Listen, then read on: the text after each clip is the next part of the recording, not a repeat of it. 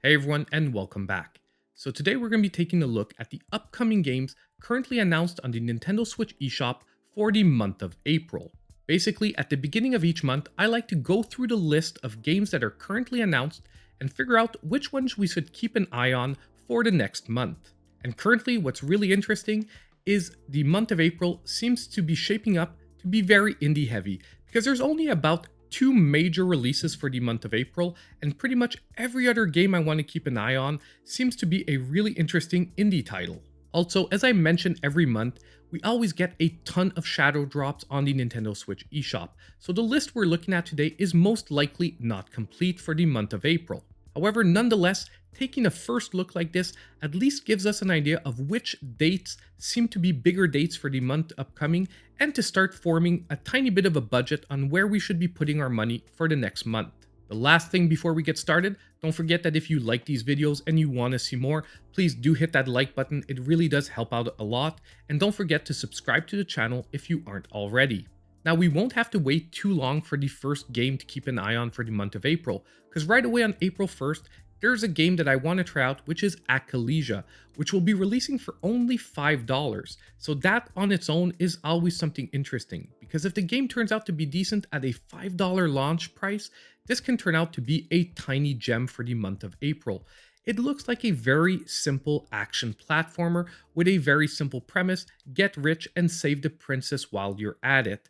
Now, if the gameplay is solid and the art style looks very interesting to me with a really beautiful color scheme, well, it can turn out to be a pretty decent purchase at only $5. Now, for the next game, we won't have to wait long either. It is coming out on April 2nd, and that is Good Night Night. Now, this game is being published by Cubic Games, and as we've seen over the last few weeks, they're really good at launching really decent budget games on the Nintendo Switch. And at $12, once again, it's worth maybe taking the plunge and giving it a try.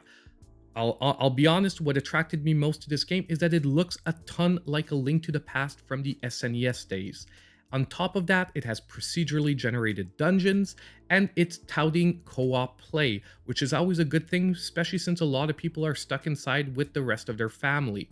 So honestly, on April 2nd, I will be taking the chance most likely and trying out Good Night Night, and hopefully sharing with all of you whether or not it is a decent purchase. Now, for the next game, we jump to April 6th. And I would say this is one of the safer bets for the month of April, and that is Star Wars Republic Commando. Now, this is basically a remaster of a game that was launched quite a few years ago, but it honestly is a really decent squad-based game in the Star Wars universe, where by the title, you can guess it, you're controlling a Republic Commando. What I really like about this game is it was really good when it came out back in the day, and it's probably going to run pretty decent on the Nintendo Switch, and it offers a ton of awesome gameplay options, especially if you've never played the original. On top of it, I really like the launch price of $14.99. When they take these older games and launch them on the Switch, they often come out closer to the $30 mark, and I find that a little steep. At $15, it feels pretty decent for this kind of game. Now, for the next game on our list, we jump to April 8th, and that is Super Faust 2. Now, on the surface, this game doesn't seem like much, but it's made by the same developer that made the Dadish series, which is a action puzzle platforming series that I really loved a ton on the Nintendo Switch. And Super Faust 2 has a lot of the same aesthetics going for it, and it seems to be based on the same type of really awesome yet simple action platforming. At the same time, what I love about this game once again is that we know the developer delivers really decent games in the same type of gameplay, and on top of it, this time it has a launch price of $4.99. Dadish launched closer to the $10 mark, and although I knew the series, so I was willing to take the plunge, it is a little bit steeper for these simple puzzle platformers. I feel that at $4.99, this is most likely going to be an awesome release for the month of April. Now, the next game is our first big release for the month of April, and that is Trails of Cold Steel 4. Now, this is a JRPG series that is at its fourth installment, and every installment has been pure gold. So these are some really good JRPGs if you're into that type of gameplay. I do want to give one tiny warning, however. These games do follow each other storyline wise, so jumping in at the fort will mean that some characters will be referring to things most likely like in the previous games, where if you haven't played the earlier installments, you'll sort of be scratching your head wondering what they're referring to. But nonetheless, each one of these games on their own stands up very well and is extremely fun. Number one, because the gameplay is amazing, and two, because the storyline and characters are extremely solid. So for the next games on our list, we jump to April 15th, and we actually have two games to look at. The first one being Saga Frontier Remastered, which is basically a remaster of a 16-bit JRPG by Square Enix.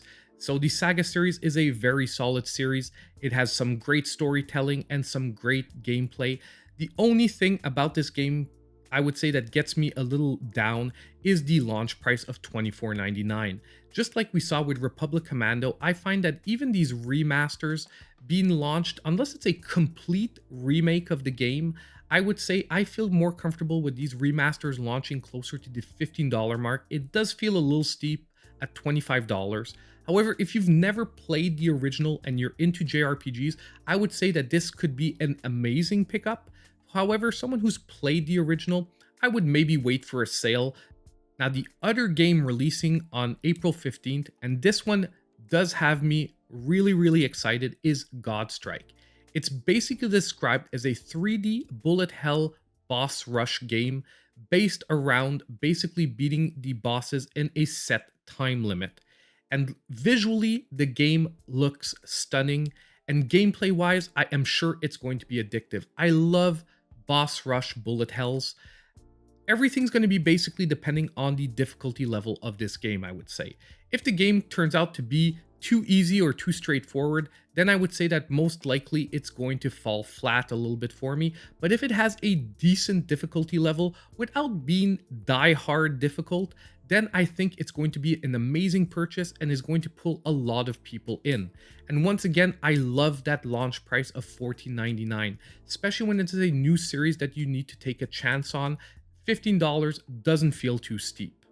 Now for the next set of games, we jump all the way to April 22nd, and we have a few games to look at this date. The first one being MotoGP 21. Now personally, this is not a game that I will necessarily be picking up. However, I did find it important to mention it just because simulation motorcycle racers is not a gameplay style that we get a lot of on the Switch. And MotoGP is pretty much, in my opinion, one of the biggest series around in this type of gameplay genre, which is simulation motorcycles. And at $39.99, it is a little bit steep price-wise.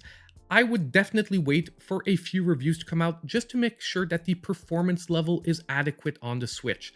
Because for a simulation racer, everything is dependent on that really smooth frame rate to keep you into the gameplay and really involved.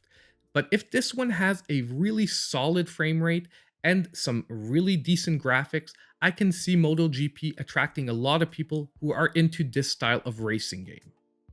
Now, the next game on the 22nd is what I think will be the biggest sneak hit for the month of April, and that is Smelter, which is basically a fusion between an RTS gameplay and an action platformer. Now, those seem like two things that shouldn't go together, but it's been proven to work in the past. Basically, the reason I think this is going to be a sneak hit is this seems to be almost like a spiritual successor to the ActRaiser series. Not the second one, the first ActRaiser. The one that was really an RTS overworld map mixed with basically platforming stages.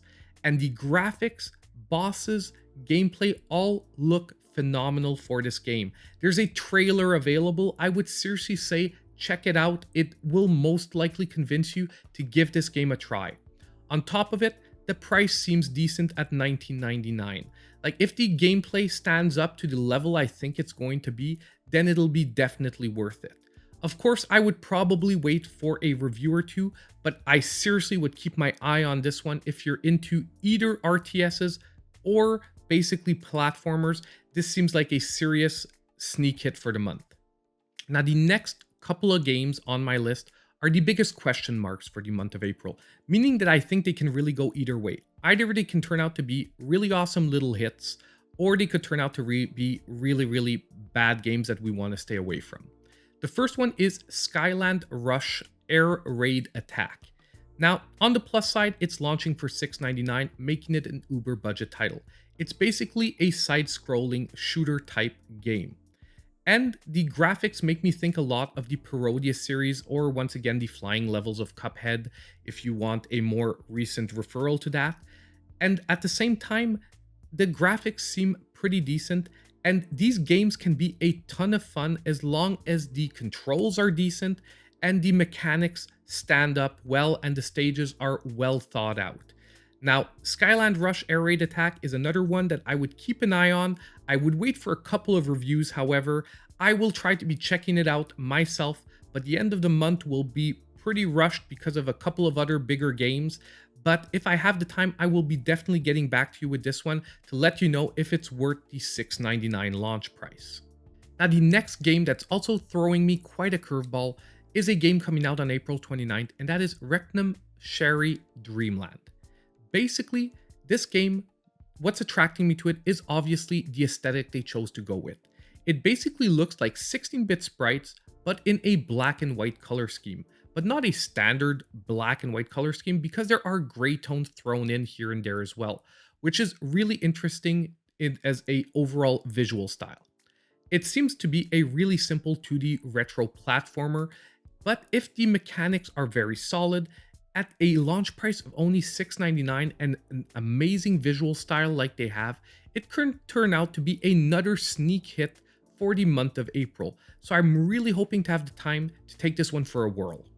Now for the last game on our list, we're jumping to the last day of April, which is April 30th, and what's most likely going to be the biggest launch of the month, at least sales-wise, and that is the new Pokemon Snap game coming out for $59.99.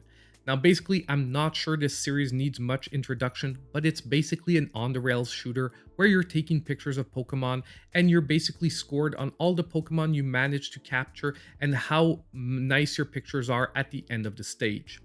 Once again, because it's Pokemon, it's going to sell a ton. I like the first Pokemon game of the type, which was the original Pokemon Snap on the N64.